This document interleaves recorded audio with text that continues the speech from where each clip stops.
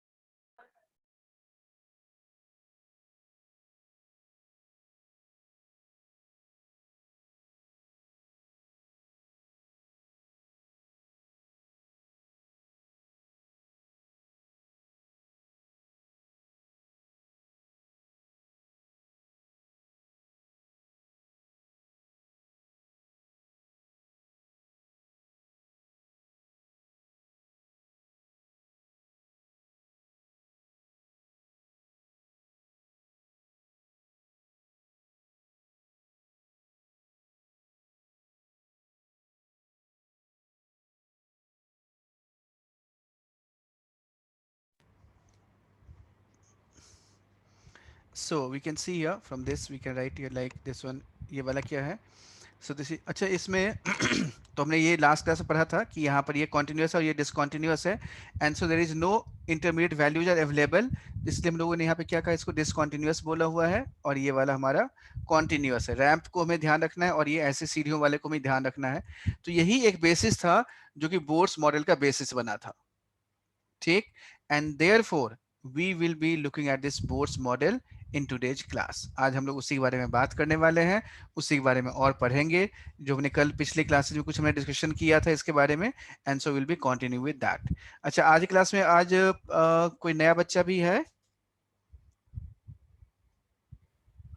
Yes sir. कौन? Sir यश। यश। यश यश, अच्छा हाँ। यश, आपने कुछ पढ़ा है एटॉमिक के बारे में अभी या नहीं? बिल्कुल नहीं पढ़ा है कुछ भी? सर नहीं पढ़ा। अच्छा, नहीं पढ़ा है। चलो कोई बात नहीं बच्चे, अभी हम लोग एटॉमिक में ना थोड़ा सा बीच में हैं, तो अभी बहुत ज़्यादा तो खैर बैक में आपको भी लेके नहीं जा सकता, लेकिन कोई बात नहीं, हम लोग कोशिश करते हैं अभी। और जो भी आपका कुछ मिस हो जाएगा ना, तो या फिर जो आपको समझ मान लो बाई चांस उतना ढंग से या थोड़ी बहुत कभी दिक्कत होगी, सो आई विल एक्सप्लेन, मैं अलग से अब उसको एक्सप्लेन कर दूंगा क्लास के बाद, ठीक है? और बाकी जो बैकअप क्लास की ओके सर। रिक्वायरमेंट होगी, दैट विल डू, हम लोग कर लेंगे उसको।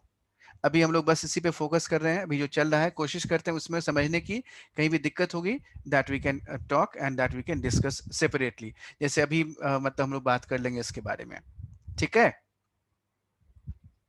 राइट। Okay sir. हाँ।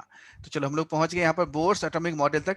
अभी हमें जो याद रखना है बस ये एक छोटी सी कंक्लूजन, हमें ये ध्यान रखना है कि जब भी कोई बड़ा सा ऑब्जेक्ट है, फुटबॉल है, बॉल है, टेनिस बॉल है, क्रिकेट बॉल है, बस है, ट्रक है, गाड़ी है, कोई भी चीज जो मैक्रोस्कोपिक ऑब्जेक्ट्स हैं, बड़े बड़े ऑब्जेक्ट्स हैं, उनकी जो एनर्जी होती है वो कॉन्टिन्यूअस होती है, यानी एनर्जी वो कॉन्टिन्यूअस फॉर्म में वो एब्जॉर्ब कर सकती हैं। But when it comes to molecular level या एटॉमिक लेवल, तो उसमें एनर्जी ऐसे नहीं होता, यानी सारे एनर्जी की वैल्यूज अवेलेबल नहीं होती हैं। जैसे हम लोग बात करें, हम लोग जैसे घर में रहते हैं, तो घर में रहते हैं तो हम लोग ग्राउंड फ्लोर पे रह सकते हैं, हम लोग फर्स्ट फ्लोर पे रह सकते हैं, सेकंड फ्लोर पे रह सकते हैं, थर्ड फ्लोर पे रह सकते हैं। और यदि आप कहीं पर बहुत ही हाई राइज बिल्डिंग वाले में सोसाइटी में रहते होंगे, तो आप कह सकते मैं 40th फ्लोर पे रहता हूँ। क्या आप 39.5 फ्लोर पे बीच में अटक सकते हैं कहीं पर? You we can not. Exactly, तो वैसे ही जो एनर्जी की हम लोग बात करते हैं, जो एटॉमिक पार्टिकल्स हैं, उनकी एनर्जी ऐसे ही होती है, यानी वो हर एक एनर्जी की वैल्यू को एज्यूम नहीं कर सकते, सारी वैल्यूज अवेलेबल नहीं होती है उनके लिए। ठीक, तो वो डिसकॉन्टिन्यूअस होता है। So now we are coming to this Bohr's model, Bohr's model. So this is based on certain postulate. ये किस पर based है? कुछ postulates पर ये based है. So I can say here this is based on certain assumption or postulates. So I am writing here this is based on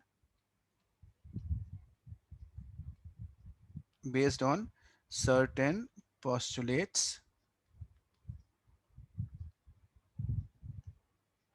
or assumptions.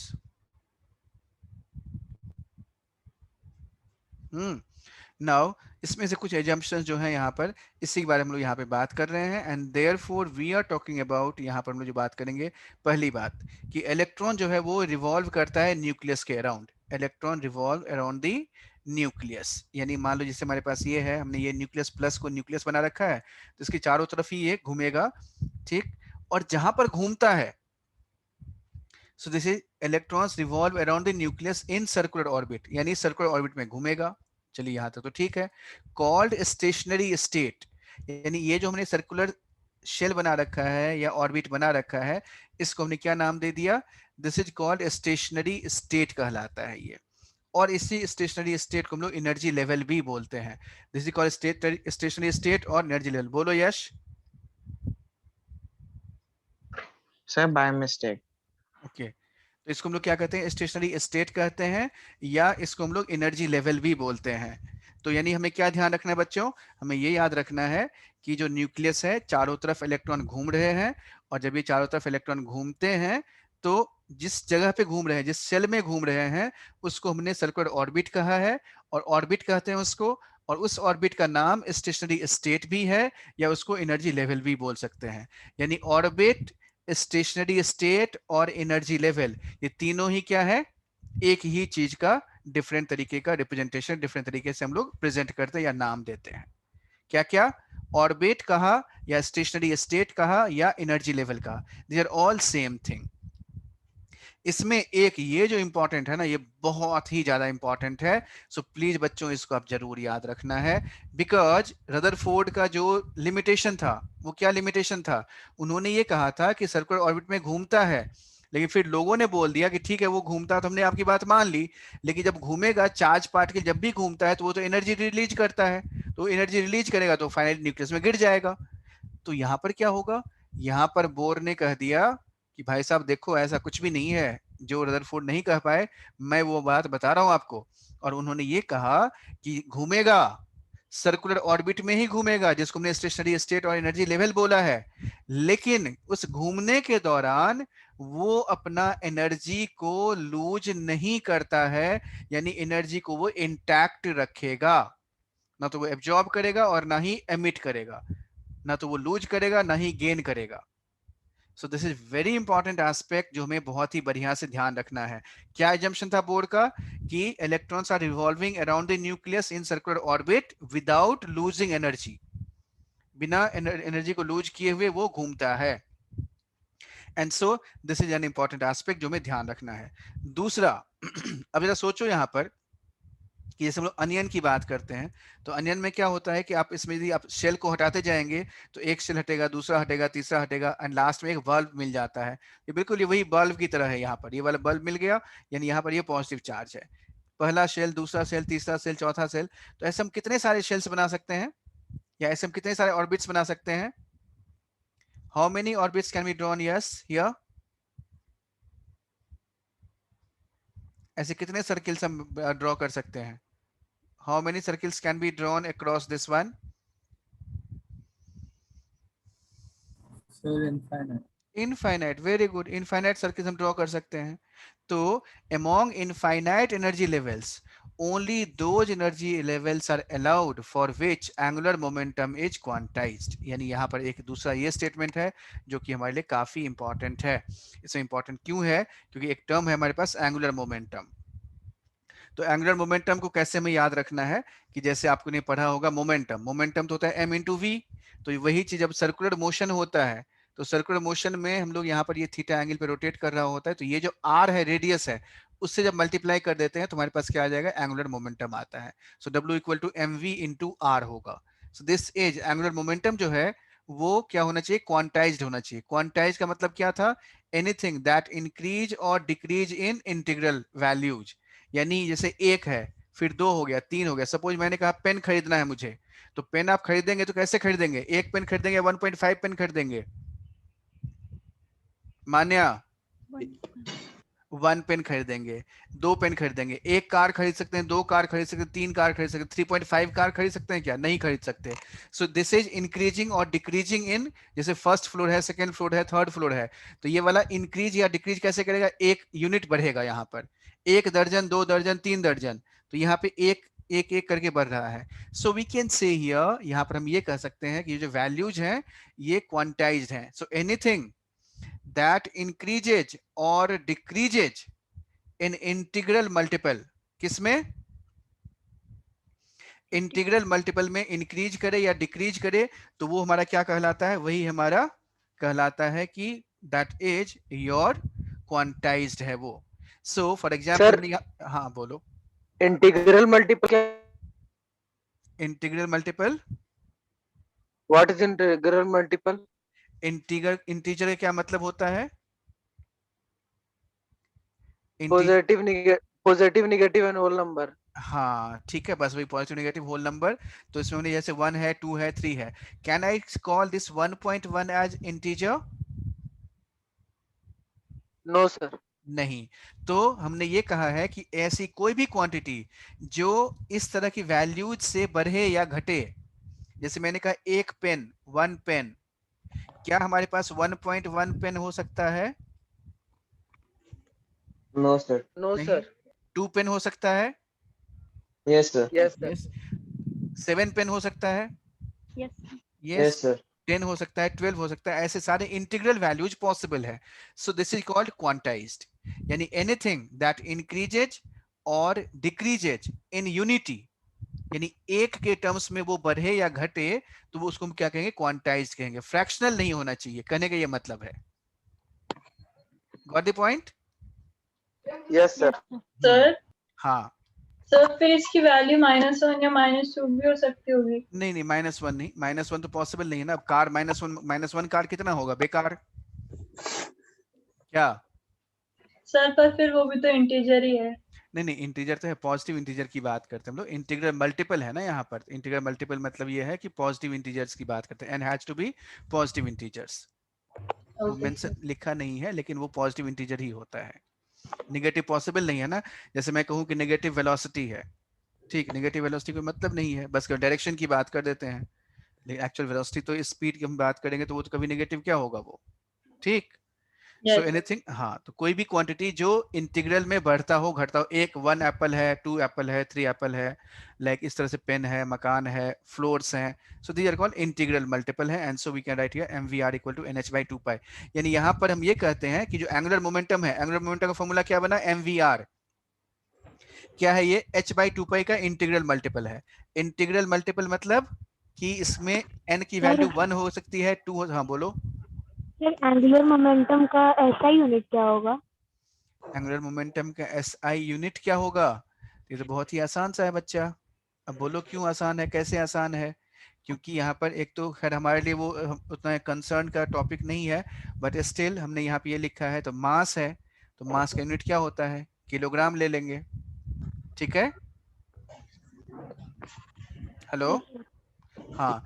Velocity के लिए क्या लिखेंगे, मीटर पर सेकेंड ले लेंगे, और रेडियस के लिए क्या लिख लेंगे, मीटर ले लेंगे, तो मीटर स्क्वायर कर दो, किलोग्राम मीटर स्क्वायर पर सेकेंड, ओके बस, सर। ठीक है। So we have got this one, ये वाला ऐसे आ गया हमारे पास। नाउ अब हम लोग यहाँ पर ये बात करें, mvr जो है वो क्या है, h/2 पाई का इंटीग्रल मल्टीपल होना चाहिए। यानी हमें केवल उसी शेल को ढूंढना है, उसी शेल के बारे में बात करनी है जिसका एंगुलर मोमेंटम h/2 पाई का इंटीग्रल मल्टीपल हो। बाकी जो भी वैल्यूज होंगी, जो भी सेल्स होंगे, वो पॉसिबल नहीं है। This is what this is स्टेटिंग। तो प्लीज बच्चों इस लाइन को पढ़ो जरा एक बार। Among infinite energy levels, only those energy levels are allowed for which angular momentum is quantized। जिसका angular momentum quantized होगा उसी में इलेक्ट्रॉन घूम सकता है, हर किसी में नहीं घूम सकता, कहने का ये मतलब है, ठीक। तो ये एक फॉर्मूला हमें याद रखना है। क्या फॉर्मूला याद रखना है, m इंटू वी मोमेंटम है, उसको रेडियस से हमने मल्टीप्लाई कर दिया तो एंगुलर मोमेंटम मिल गया। इस angular momentum M V into R is equal to n times h/2 pi. h क्या है हमारा, प्लैंक्स कांस्टेंट है, h/2 पाई हो जाएगा। So M V R equal to nh/2 pi, ये है इक्वेशन 1, ठीक। तो ये इसी को हम देखेंगे यहाँ पर। इसके बाद the last statement was this, like as long as electron remain present in its own orbit, no energy is emitted or absorbed। जो हमने यहाँ पे बोला था कि जब तक वो अपने शेल में रहेगा तब तक ना तो एनर्जी एमिट करेगा और ना ही एब्जॉर्ब करेगा, right. So these were the postulates of bourse का, ये सब सारे postulates थे। तो क्या क्या postulates हैं, प्लीज गो थ्रू दिस, इसको याद करने की कोशिश करो 2 मिनट के लिए, इसको पढ़ो, समझो, समझने की कोशिश करो, एंड देन इसमें जहां जब आपके माइंड में ये फिक्स हो जाए फिर आप मुझे बताना, देन आई विल एक्सप्लेन, और यदि कोई डाउट है वो डाउट पूछो, and then will go ahead, फिर इसके बाद इससे आगे बढ़ेंगे। Yes sir. And therefore we are saying here all forces are balanced. अब ये फोर्सेज कौन कौन से हैं, तो जरा सोचो बच्चों, आप याद करने की कोशिश करो कि जब भी हम लोग साइकिल के ऊपर कभी घूम रहे होते हैं, इस बाईसाइकिल के ऊपर हम लोग चक्कर लगा रहे होते हैं सर्कुलर पाथ में, then what do you feel, कैसा लग रहा होता है उस टाइम आपको? कोई चीज ऐसी बात है जो आपको लगता है हाँ ये तो एक्स्ट्रा कुछ आ गया अचानक से, कुछ महसूस करते हो आप वहां पर जब सर्कुलर पाथ में घूम रहे होते हैं हम लोग, सर्कुलर पाथ में साइकिल चला रहे होते हैं या बाइक चला रहे होते हैं, इस ऐसे कोई पाथ है, इस पे हमें क्या करना है, बाइक या साइकिल चला रहे होते हैं इसमें। So what do you feel at that point of time? यहाँ पर सब कुछ नॉर्मल और something abnormal? So centripetal force.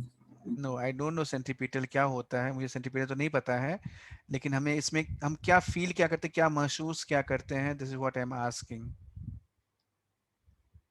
फिर स्पीड इंक्रीज होता है हर एक पॉइंट पे। स्पीड इंक्रीज होता है, मतलब हम बैलेंस महसूस क्या करते हैं, हम महसूस क्या करते हैं, आपको कोई फीलिंग आती है कि नहीं आती है?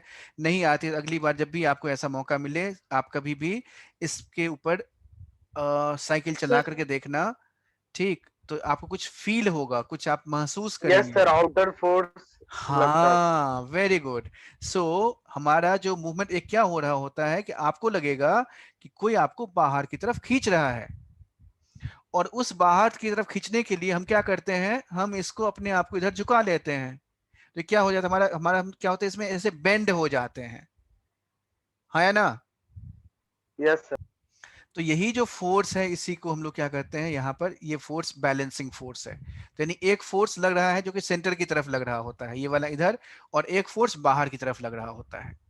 तो यहाँ पर जो सेंटर की तरफ लगने वाला फोर्स है, ये कौन सा फोर्स है? यहाँ पर देखो बच्चों, जब हम बात कर रहे होते हैं इसकी, देखो यहाँ पर ध्यान से देखना, इस वाले की हम लोग बात कर रहे हैं यहाँ पर। तो जब ये वाला न्यूक्लियस है, ठीक, तो न्यूक्लियस है यानी यहाँ पर पॉजिटिव चार्ज है, और यहाँ पर ये इलेक्ट्रॉन है। तो चार्ज पार्टिकल के बीच में कौन सा फोर्स लगता है बच्चों, याद करो, हमने क्या पढ़ा था? चार्ज पार्टिकल के बीच में एक फोर्स, Electrostatic force. हाँ, इलेक्ट्रोस्टैटिक फोर्स लगता है, और वो कौन सा लॉ कहता है? कूलम्स लॉ है वो। And what is that Coulomb's law? Coulomb's law ये कहता है कि प्रोडक्ट ऑफ चार्जेज यानी Q1 into Q2 और inversely proportional to R square, हम पढ़ चुके हैं, राइट है ना? यस सर, पढ़ा हुआ है यस ना सर। हमने इस चीज को। तो यहाँ से Q1 Q2 और ये नीचे आर स्क्वायर आ जाएगा, तो ये Q1 Q2 by R square हो गया, ये फोर्स हो गया, किधर लगेगा, क्योंकि यहाँ पे प्लस है ये माइनस है, तो ये वाला सेंटर की तरफ लग रहा होगा, यानी इस तरफ लग रहा है। और दूसरा फोर्स जो बाहर की तरफ लग रहा है वो कौन सा है? That is called mv square by R. ये फिजिक्स में हम लोग पढ़ते हैं, ये डिराइव करते हैं, अभी आपको थोड़ा ये याद करना पड़ेगा, so please cooperate with that, आप उसको थोड़ा सा याद ही रखें इसको। ये जो mv स्क्वायर बाय आर है, so this is equal to k into Q1 Q2 by R square, यानी फोर्सेज जो है वो हमारा बैलेंस्ड है, and so we can write it in this way. तो कुल मिला के देखो बच्चों, हमारे पास दो इक्वेशन आ गया। पहला इक्वेशन कौन सा था? पहला इक्वेशन था हमारे पास जिसमें कि हमने ये लिखा था mvr equal to nh by 2 pi, और जो दूसरा इक्वेशन आया है वो कौन सा है? mv square by R equal to K Z E square by R square, यानी K Q1 Q2 by R square. तो इस के Q1 Q2, Q1 क्या है? चार्ज ऑन न्यूक्लियस, और Q2 क्या है? Charge on electron. तो बच्चों याद करो, हमने हमेशा क्या बात की है, दिस इज जितने भी मॉडल्स की हम लोग चर्चा कर रहे थे वो कितने इलेक्ट्रॉन सिस्टम के लिए वैलिड है? How many electron system? 1 electron. One electron system के लिए वैलिड है। This is all valid for one electron system, हमारे पास ये वन इलेक्ट्रॉन सिस्टम के लिए वैलिड है, and therefore we need to remember here it is one electron system. यानी एक इलेक्ट्रॉन पे चार्ज कितना होगा? एक इलेक्ट्रॉन पे चार्ज हमने इलेक्ट्रॉनिक चार्ज ही कह दिया, सो दिस इज E। और लेकिन प्रोटॉन क्या हो सकता है इसमें? कोई यह कंस्टेंट है कि प्रोटॉन इतने ही होने चाहिए? no sir, नहीं, प्रोटॉन के लिए कोई कंस्टेंट नहीं है, proton can be more than that. तो जेड हो सकता है इनटू ई, तो जेड ई लिख लिया, इनटू ई लिख लिया, तो Q1 जेड ई हो गया, यानी charge on Z protons, into E charge on electron, distance of separation है r, तो k Z E square by R square हो गया। तो यानी हमारे पास ये दो इक्वेशन है। कौन कौन से दो इक्वेशन है? ये कहां से आया है यश? यश ये कहां से आया बताना?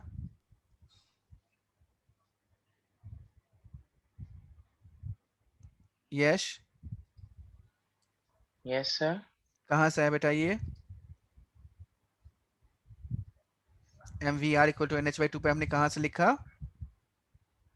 सर मेरे को अभी थोड़ी सर इसमें कंफ्यूजन हो रही है क्या बताओ? सर कंफ्यूजन हो रही है मेरे को थोड़ी अभी नहीं, कंफ्यूजन हो रही है मतलब? इस चैप्टर में सर कंफ्यूजन हो रही है अच्छा, अभी अपने पहली क्लास है ना क्योंकि बेटा? अभी स्टार्टिंग से नहीं किया ना हाँ सर। हाँ हाँ हाँ, ठीक है, कोई बात नहीं। मैं ये पूछ रहा हूँ कि ये हमने कहाँ से लिखा है, ये आपको अभी अभी हमने सुना था ना, अभी हमने थोड़ी देर पहले, तो इस हमने क्या कहा था, यहाँ बोर्ड्स मॉडल हमने पढ़ा था। बोर्ड्स मॉडल हमने यहाँ पे एक लाइन लिखा था, यहाँ से देखो, हमने ये लिखा था ना यहाँ पर कि एम वी आर जो हमारे पास है वो ऐसे है, यानी M V R equal to N H by two pi, लिखा है हमने यहाँ पर। ये जो पोस्टुलेट लिखा था, among infinite energy levels only those energy levels are allowed for which angular momentum is quantized, यानी mvr equal to nh by 2 pi। एक ये यहाँ से आया है, और दूसरा कहाँ से आया है? दूसरा आया है मेरे पास ये वाला, यानी I have just written it like this. ये वाला हमने लिखा है mv square by R K JD square by R square. So please 2 minute के लिए इसको पढ़ो, समझने की कोशिश करो, और समझ करके फिर बताना, कोई डाउट है, कोई दिक्कत है, पूछना, देन आई विल एक्सप्लेन। ठीक, उसके बाद दूसरा इक्वेशन देखो यहाँ पर, ये r, तो ये वाला r और ये वाला r कैंसिल आउट हो जाए, r स्क्वायर है तो कैंसिल आउट हो गया, तो ये r ऊपर चला गया यहाँ पर, हाँ या ना? Yes, sir. Yes, sir.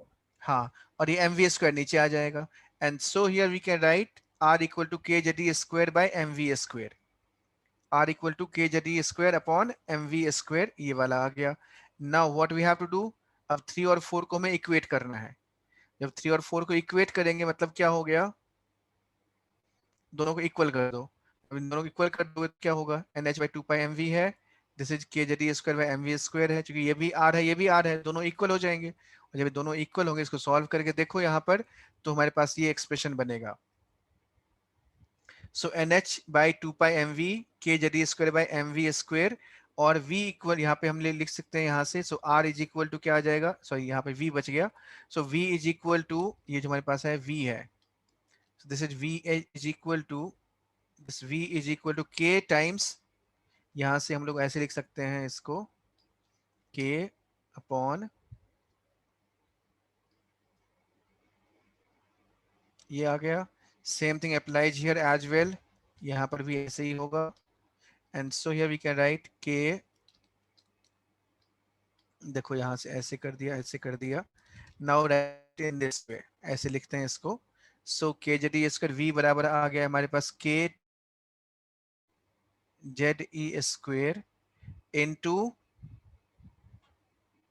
2 pi, और नीचे में आ जाएगा के जेड ई स्क्वायर, v बराबर ये हो गया, इंटू 2 पाई चला गया, m और m कैंसिल आउट हो गया, अपॉन नीचे में आ जाएगा हमारे, so we got this one, ये वाला आ जाएगा यहाँ से NH, दिस अपॉन क्या लेना है यहाँ पर, NH लेना है, सो दिस इज NH आ गया। एंड देखो बच्चों इसमें तो क्या हो गया, हमारे पास वेरिएबल जो हमारे पास है z, और ये एक n है, बाकी सारे कांस्टेंट है, पाई कांस्टेंट है, h कांस्टेंट है, k की वैल्यू नोन है, कांस्टेंट है, इलेक्ट्रॉनिक चार्ज कांस्टेंट है, एंड सो इन सब से मतलब नहीं है, जस्ट ये वाला फॉर्मूला हमारे पास बन गया, which is basically this one, यानी 2.18 इंटू 10⁶, सारी वैल्यू जो आपने पुट कर दिया यहाँ पर, तो उसको पुट करने के बाद जो फॉर्मूला बन जाता है हमारे पास 2.18 into 10⁶ z upon n meter पर second. So what we need to remember is, जो v है हमारा वो z के प्रोपोर्शनल है और n के इनवर्सली प्रोपोर्शनल है, this is what we need to remember, बस हमें इसी बात को ध्यान रखना है, and so here we need to write in this way.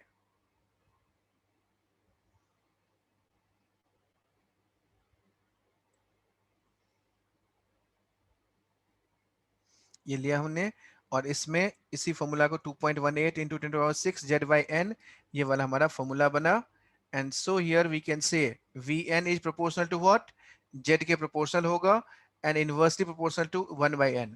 तो क्या हमें ध्यान रखना है कि vn equal to z by n, z by n z है और यहाँ पे n है, so we have got this one 2.18 into 10⁶ z upon n meter पर second, this is your vn हो गया, हाँ या ना? Yes, sir.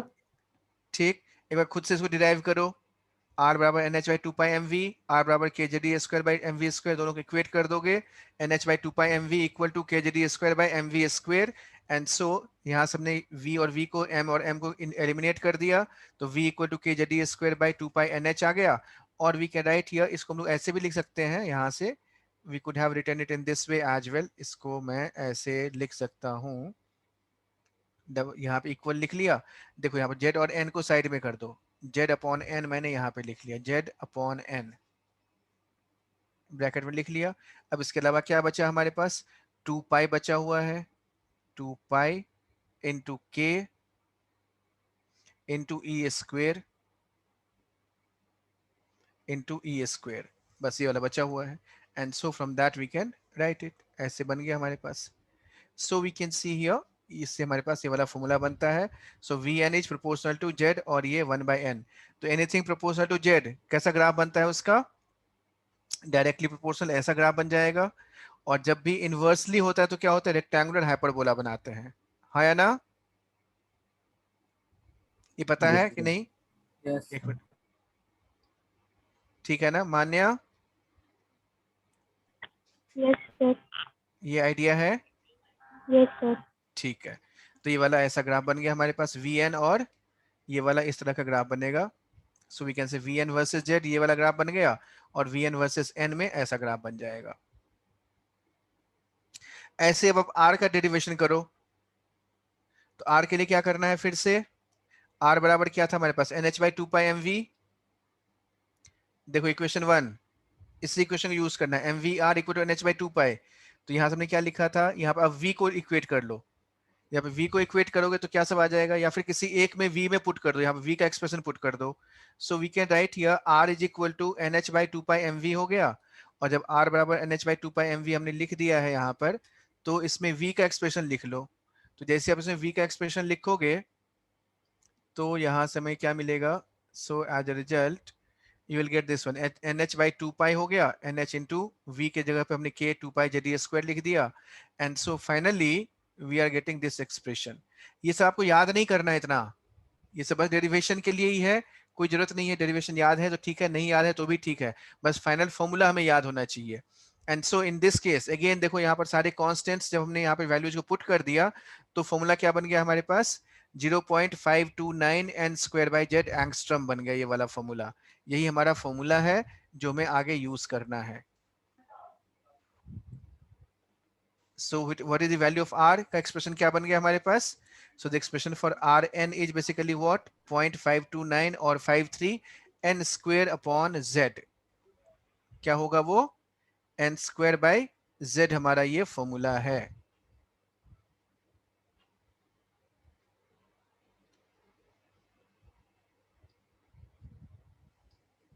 So please memorise these two, दोनों फॉर्मूला को हमें ध्यान रखना है। एक तो Vn का हमने क्या देखा था वो, और दूसरा हमें कौन सा देखना है, Rn का।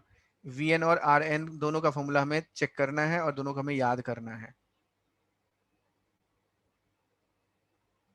Vn में क्या था यहाँ पर, what was the factor, z upon n, z by n है, Vn z by n, Vz और ये n का नीचे n ही नीचे है यहाँ पर, ऐसे याद कर लो। Vn यानी NH सेल का वेलोसिटी, इलेक्ट्रॉन की वेलोसिटी Vn, और ये z अपॉन n आ गया। वैसे ही जब हमने यहाँ पे Rn लिखा है, इसमें Rn में क्या होगा, 0.529 और 0.53 n स्क्वायर बाई z। हमें ये दोनों फॉर्मूला याद रखना है। And so from that we can say Rn और z का ग्राफ कैसा बनेगा, Rn और z में रेक्टेंगुलर हाइपरबोला और Rn और n स्क्वायर में स्ट्रेट लाइन। श्रीबर पहले वाला फॉर्मूला दिखाना, कौन सा, पहले वाला ऊपर वाला, कौन सा, Vn वाला, यस सर। ये है। तो z बाई n है यहाँ पर और उसमें n स्क्वायर बाई z है, सो z is n square by z। इसका क्या मतलब हो गया, यदि मैं आपसे ये पूछूं कि इलेक्ट्रॉन में, सपोज मैंने कहा कि भाई इलेक्ट्रॉन है और वो हीलियम का है और लिथियम का, यदि n सेम हो तो किसका ज्यादा होगा स्पीड, सेम n है तो लिथियम का सर। क्यों, क्योंकि जेड हमारा ज्यादा है, डायरेक्टली प्रोपोर्शनल है, जितना जेड ज्यादा होगा उतनी ही स्पीड ज्यादा होती जाएगी, n कांस्टेंट है तो। ठीक, इस तरीके से हम लोग इसको कैलकुलेट करेंगे। एंड रिमेंबर हियर, देखो यहाँ पर हमने एक लाइन लिखा है, यानी फॉर हाइड्रोजन यदि मैं हाइड्रोजन की बात करूं तो हाइड्रोजन के लिए क्या लिखते हैं हम लोग यहाँ पर, so we can write here for hydrogen हमने यहाँ पे ये लिखा है Rn बराबर ये वाला आ गया, and therefore Rn equal to, जो हमने यहाँ पे Rn को लिख रखा है, सो दिस Rn इज, हमारे पास क्या है यहाँ पर, Rn इज इक्वल टू, देखो ये वाला क्या था 0.529 n स्क्वायर बाय z लिखा। जब ये वाला हमारे पास क्या हो गया, n बराबर 1 है और z बराबर भी 1 आ गया, तो ये क्या होता है, जैसे 0.529 और 0.529 एंगस्ट्रम बन गया, 0.529 एंगस्ट्रम है ये वाला, and this is called R naught, और इसी को हम लोग क्या कहते हैं, बोर्स रेडियस बोलते हैं, बोर्स रेडियस। सो यदि कोई पूछे आपसे भाई ये बोर्स रेडियस क्या होता है, so how will you define, हम लोग जब सिंपल हाइड्रोजन की बात करते हैं और वहां से हाइड्रोजन को लेकर के यदि हम ये कहते हैं कि आर एन, यानी जो कि जनरल फॉर्मूला है 0.529 एन स्क्वायर बाई जेड, तो एन की वैल्यू हमने 1 कर दिया और हाइड्रोजन है जेड की वैल्यू 1 होता ही है, तो ये 0.529 बन गया, इसी को हमने बोर्स रेडियस बोल दिया। ठीक है, so this one is Bohr's radius. तो हमने यहाँ से क्या डिफाइन कर लिया, हमने वेलोसिटी और रेडियस का हमने फॉर्मूला डिराइव कर लिया है। अब इससे और आगे की बात करेंगे जिसमें कि एनर्जी को हमें डिराइव करना है। तो बच्चों again I will be requesting you all कि प्लीज एक बार दोबारा से यहाँ तक हम कैसे पहुंचे हैं इसको आप देखें, समझने की कोशिश करें, कोई डाउट हो वो डाउट पूछें, because that is very important. हमें इसमें derivation is not that much important, उतना ज्यादा इंपॉर्टेंट नहीं है, लेकिन जो इसका रिजल्ट है वो रिजल्ट हमें जरूर याद होना चाहिए। And so while deriving expression for potential energy we need to have a definition like this, because हमारे पास जो expression चाहिए हमें, इसमें kinetic energy के लिए half mv square तो मिल गया, अब potential energy का चाहिए। So potential energy is defined as amount of work to be done to bring unit mass or unit charge from infinite distance to a point where it is assumed to be zero. So suppose हमने यहाँ पर मान लो ये वाला m ले लिया, मास m है हमारे पास, तो इसमें वर्क डन कितना हो जाएगा, फोर्स आप डिफाइन कर लो, इसका फोर्स कितना है, m इंटू जी है फोर्स, हाइट कितना है, ये h है, तो mg इंटू h हो गया। तो अल्टीमेटली हमें क्या चाहिए, हमें वर्क डन कैलकुलेट करना है। तो आप इसमें ये देख लो, जो भी सिस्टम गिवन सिस्टम है उस सिस्टम के बीच में लगने वाला फोर्स को कैलकुलेट कर लो और उसको डिस्टेंस से मल्टीप्लाई कर दोगे तो आपके पास वही मिल जाएगा। तो जो हमारे पास ये इलेक्ट्रॉनिक सिस्टम है, यहाँ पे चार्ज है, तो जब चार्ज है तो चार्ज के बीच में फोर्स कौन सा लगता है, कूलम्स लॉ हम अप्लाई करते हैं, तो Coulomb's law is stating what, जैसे k q1 q2 by r square, तो ये फोर्स हो गया minus k into Z E square by R square आ गया यहाँ पर, इनटू डिस्टेंस कितना है r है, so this is equal to potential energy equal to minus k Z E square by r। ये हमारा डेरिवेशन हो गया किसके लिए, potential energy of electronic system, जो हमने यहाँ पे चर्चा किया था। ठीक, तो हमने यहाँ से डिराइव कर लिया, पोटेंशियल एनर्जी के लिए एक डेरिवेशन मिल गया मुझे, और काइनेटिक एनर्जी का ऑलरेडी हमारे पास है ही। And so will continue with this in the next class. इसको हम कैसे यूज करेंगे, that is what will be the point of our discussion in the next class. ठीक, so please go through it, देखो कहीं पे कोई डाउट है, कोई क्वेश्चन है तो प्लीज पूछना, जस्ट पूछो आप।